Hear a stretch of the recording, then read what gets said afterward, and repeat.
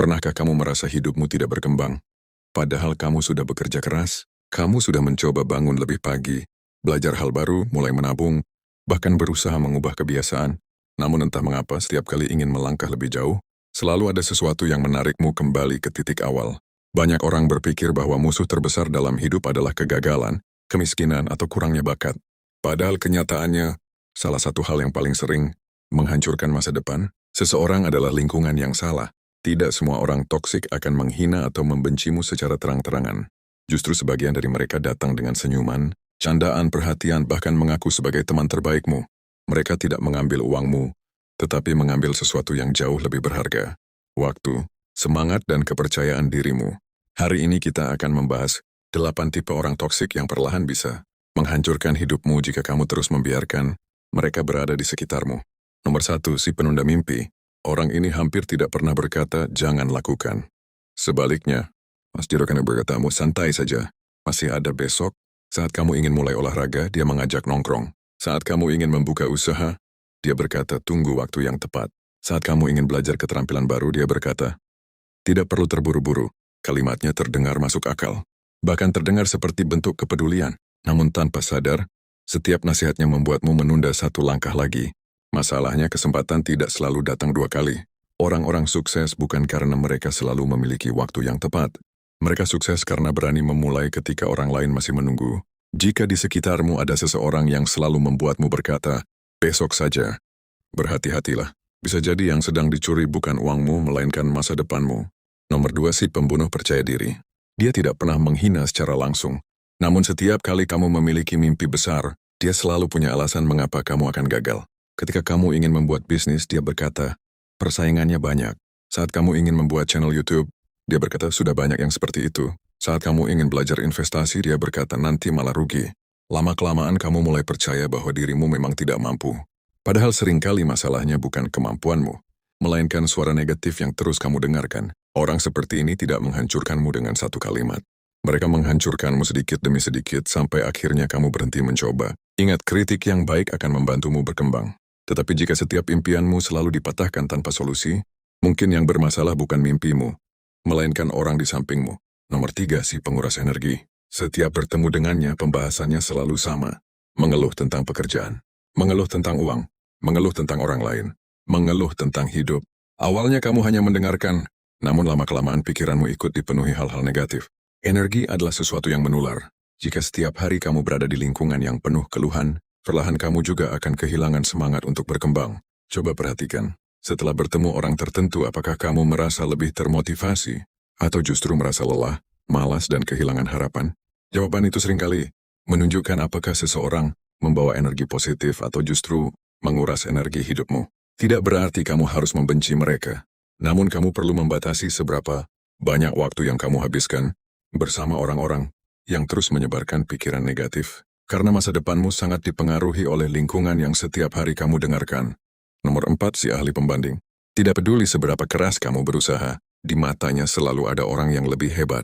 Saat kamu mendapatkan pekerjaan baru, dia berkata, temanku gajinya 2 kali lipat. Saat bisnismu mulai menghasilkan, dia berkata kayak masih kecil, orang lain sudah miliaran. Saat kamu berhasil menurunkan berat badan, dia berkata, masih belum ideal. Awalnya mungkin kamu menganggap itu hanya candaan, namun lama-kelamaan kamu kehilangan rasa syukur. Kamu mulai merasa pencapaianmu tidak pernah cukup.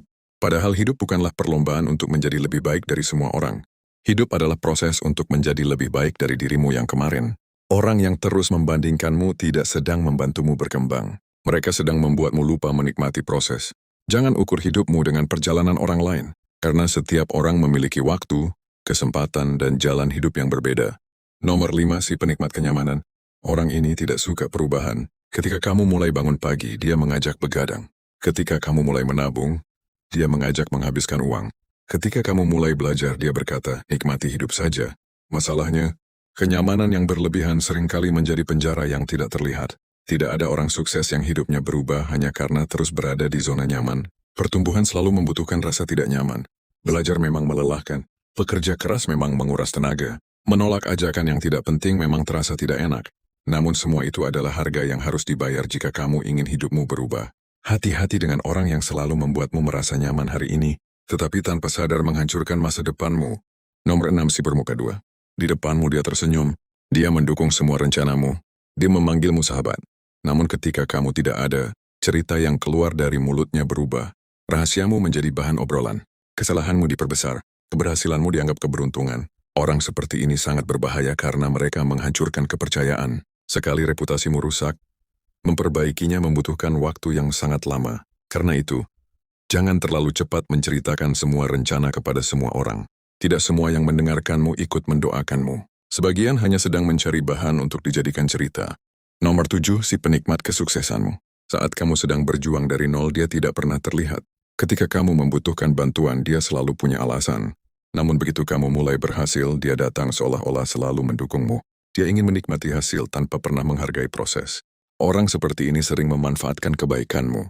Mereka hadir bukan karena peduli, tetapi karena melihat manfaat yang bisa mereka dapatkan. Belajarlah membedakan siapa yang menemanimu saat proses, dan siapa yang baru datang ketika hasilnya sudah terlihat, karena orang yang benar-benar tulus akan tetap ada, bahkan ketika kamu belum memiliki apa-apa.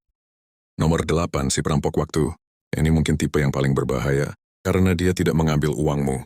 Dia mengambil sesuatu yang tidak akan pernah bisa kamu beli kembali. Waktu, dia selalu mengajak nongkrong tanpa tujuan, menghabiskan berjam-jam hanya untuk membicarakan hidup orang lain, mengajak bermain ketika kamu sedang mengejar target.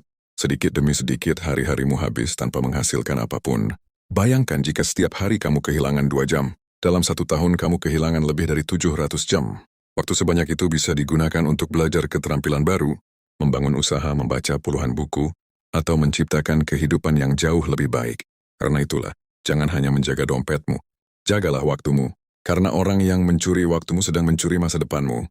Penutup, coba lihat kembali orang-orang yang paling sering menghabiskan waktu bersamamu. Apakah mereka membuatmu menjadi pribadi yang lebih baik, atau justru membuatmu semakin jauh dari impianmu? Ingat, kamu tidak harus membenci orang-orang toksik, tetapi kamu berhak menentukan batas. Kamu berhak memilih lingkungan yang mendukung pertumbuhanmu, karena masa depanmu tidak hanya ditentukan oleh kerja kerasmu, tetapi juga oleh siapa yang setiap hari kamu izinkan memengaruhi pikiranmu. Jika hari ini kamu ingin mengubah hidupmu, mulailah dengan satu keputusan sederhana. Bukan mengubah dunia, bukan menunggu kesempatan, tetapi memilih dengan siapa kamu akan berjalan. Karena orang yang tepat akan membawamu naik, sedangkan orang yang salah perlahan akan menarikmu turun tanpa kamu sadari. Jadi dari 8 tipe orang tadi, mana yang paling sering kamu temui? Tulis pendapatmu di kolom komentar. Siapa tahu pengalamanmu bisa menjadi pelajaran bagi orang lain. Jangan lupa subscribe agar kamu tidak ketinggalan video motivasi berikutnya. Sampai jumpa di video selanjutnya.